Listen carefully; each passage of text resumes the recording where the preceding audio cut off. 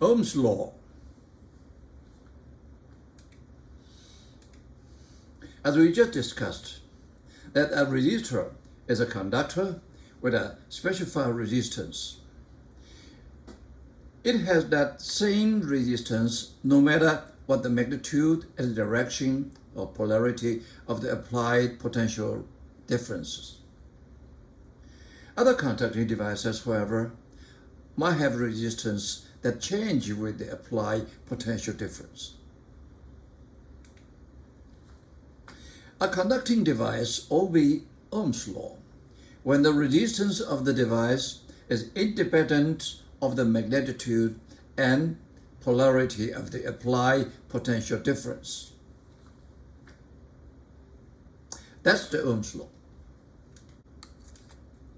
Ohm's law is an assertion that the current through a device is always directly proportional to the potential difference applied to the device.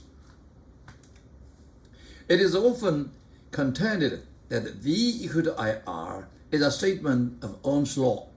It is not true. This equation is defining equation for resistance, and it applies to all conducting devices, whether they obey Ohm's law or not. If we measure the potential difference V across and the current I through any device, even a PN junction diode, we can find its resistance at that value of V as R equal to V over I. The sense of Ohm's law, however, is that a plot of I versus V is linear. That is, the value of R is independent of the value of V. We can express our Ohm's law in a more general way. If we focus on conducting materials rather than on conducting devices, the relevant relation is then E equal to rho J. E and J are vector here, which is any log of V equal to IR.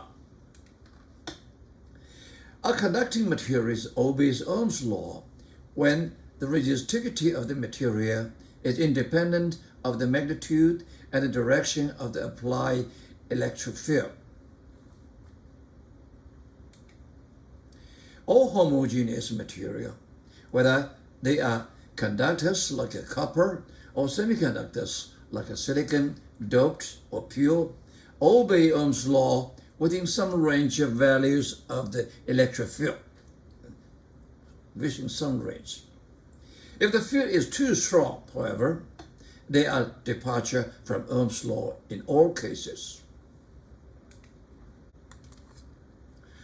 Modern microelectronics, and therefore much of the character of our present technological civilization, depends almost totally on the devices that do not obey Ohm's law.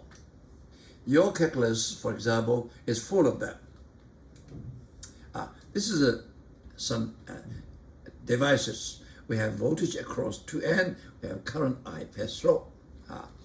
We plot V and I. This is a I, this is a V. This is linear. Okay, they obey the Ohm's law. Whatever the V is or polarity is, they are linear. Okay. But this one is not. Okay. In this direction, polarity, it has some current, but not linear. And this reversed potential, it's nothing happened. This is a diode, actually. They do not obey Ohm's law. We'll use this resistor and this battery to demonstrate the relation between voltage and current in a conductor. By hooking to the battery here,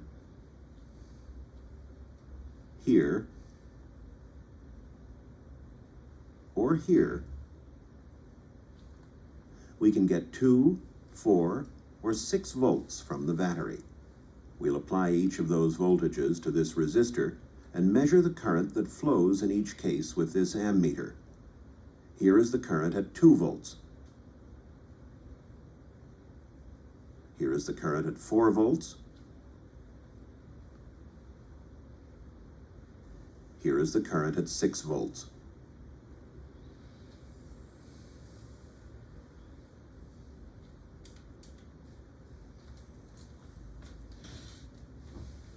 These 5 wires have varying resistivities, diameters, and lengths. We'll apply a constant voltage to each and measure the current that flows through them. This center wire, labeled C, will be the basis for all comparisons. Each of the other wires differ from C in only one respect. Here is the current through C at a constant 6 volts.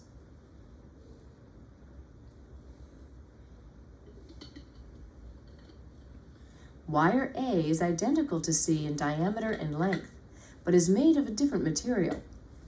Here is the current flowing through A at 6 volts.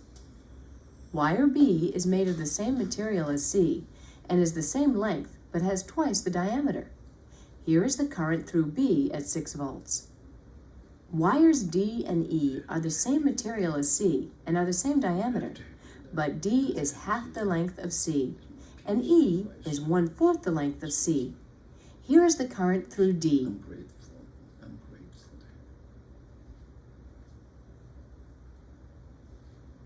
Here is the current through E. A microscopic view of Ohm's law. The conduction process at the atomic level. We base our analysis on the free electron model, in which we assume that the conducting electrons in the metal are free to move throughout the volume of the sample, like the molecules of a gas in a closed container. We also assume that the electrons collide not with one another, but only with the atoms of the metal. 1. The electrons in metals move with single effective speed, V effective, and this motion is essentially independent of temperature. For copper, V effective 1.6 times 10 to the 6 meter per second. Huge, large. That means in second, okay, you have the thousands kilometer. When we apply electric field to metal sample, the electron modify their random motion slightly and drift very slowly in a direction opposite that of the field with an average drift speed Vd. As we saw in above sample, problem B, the drift speed in a typical metallic conductor is about 4 times 10 to the minus 7 meter per second, less than the effective speed 1.6 times 10 to the 6 meter per second, but many orders of magnitude, about 10 to the minus 13 order. So when we apply the electric field, the motion of electron just modify slightly and indirectly, okay? Now we look at this one. The black one is the original before we apply the electric field. After we apply field this direction, the electrics on average drifts in the opposite direction. And you see this one, and this one, and this one, and this one, they move to the right a little bit, just a little bit. And its acceleration of electron is F over m. F equal to EE, okay? And we see the drift speed, the average is A torque. What is torque? Torque is the time, the average time interval between two successive collisions, okay? Which is also V equal to AT. AT is just the average time interval between two successive collisions, okay? And what is A? A is EM over M, we put it 12. And at the same time, in previous class, we know that V drift speed equal to J over NE, or J equal to NE V speed. They should be the same, so we make it equal. J over ME equal to EE torque over C. In this case, we say EJ, they have relationship E equal to M E square, M over E square N torque J. So that means by definition, the resistivity equal to M over E square N torque, okay? Well, in order to obey the Ohm's law, this must be a constant. Okay, a constant.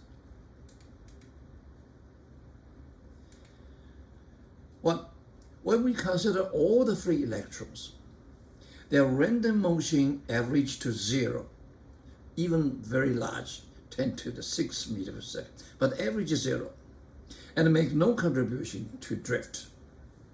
Thus, the drift speed is due only to the effect of the electric field on the electron. 1. 2. Above equation may be taken as a statement that metals obey Ohm's law. If we can show that for metal, rho is a constant, independent of the stress of the applied electric field E, the average time or mean free time tau between collisions can be considered to be a constant, independent of the stress of the applied electric field, because the drift speed v drift caused by the field is about 1 billion times smaller than effective speed.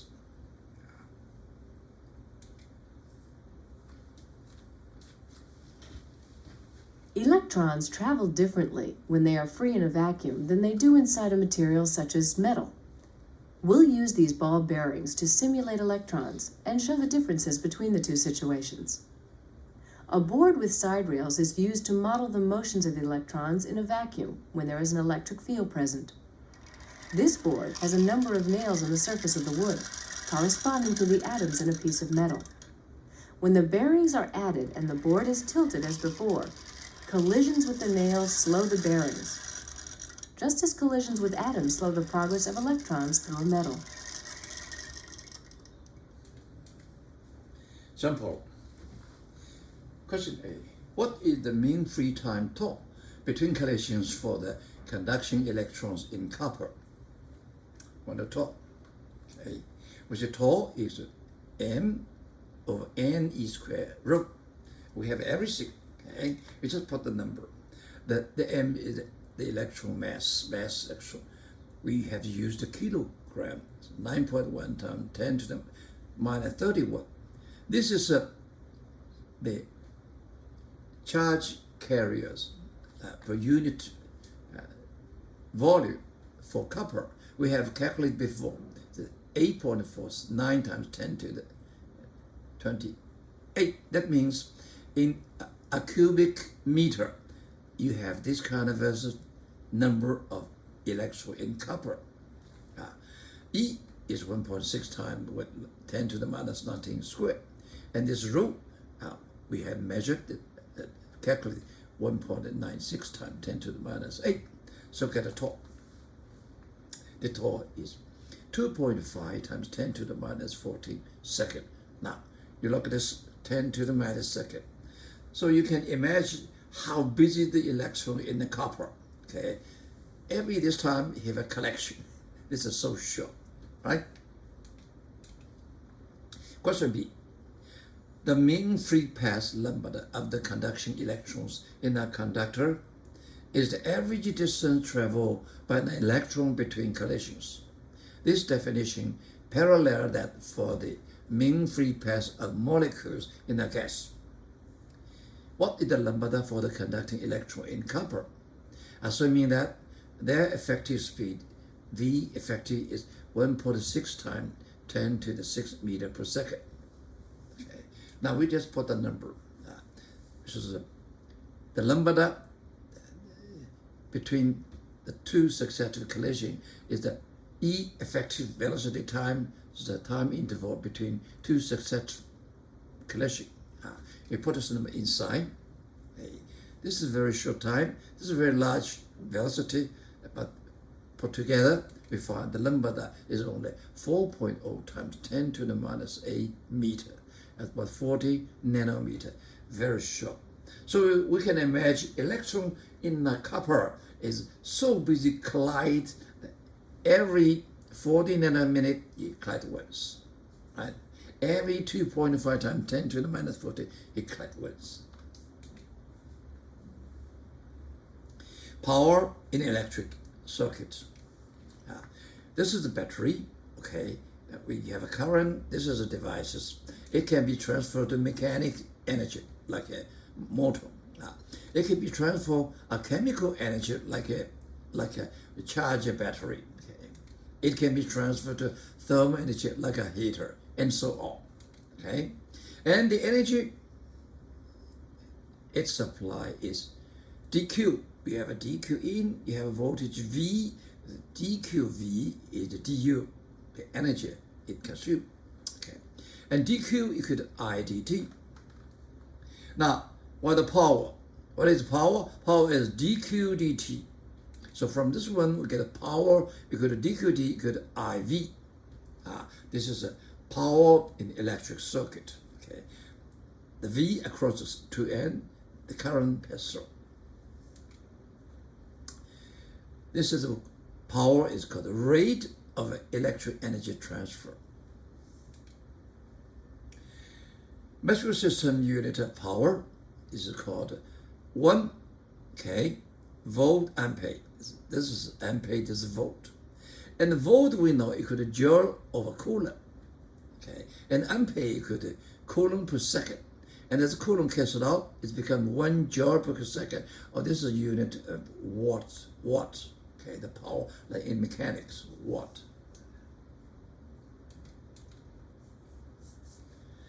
The course of an electron moving through a resistor at constant rate of speed is much like that of a stone falling through water at constant terminal speed. The average kinetic energy of the electron remains constant, and its lost kinetic potential energy appears as the thermal energy in the resistor and the surroundings. On a microscopic scale, this energy transfer is due to collisions between the electron and the molecules of the resistor, which leads to an increasing in the temperature of the lattice. The mechanical energy that's transferred to thermal energy is dissipated, lost, because of the transfer cannot be reversed. For a resistor, we can combine equation R equal to V over I and V equal to IV to obtain for the rate of electrical energy dissipation in a resistor. Remember, in a resistor, you have this information. So the P is IV.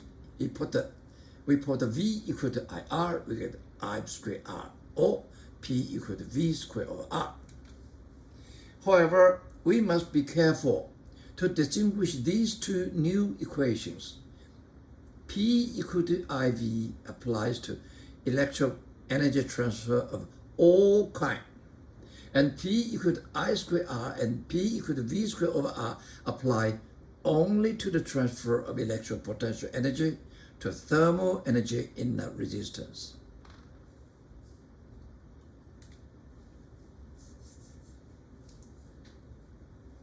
When a current flows through a wire, heat is generated. We'll use these two different wires hooked in series to show how the amount of heat generated depends on the resistance of the wire. This wire is made of copper, a low resistivity metal, while this wire is made of nichrome, a metal with a relatively high resistivity. We'll put a paper rider on each wire, then run the same current through both wires to see which heats up the most.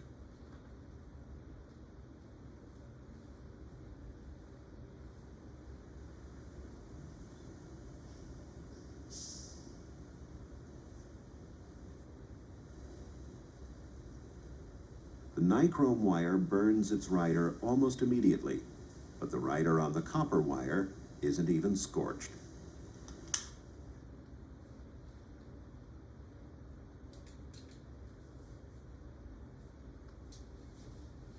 We'll skewer this hot dog onto two nails and run a current through it to show the heating produced by the current.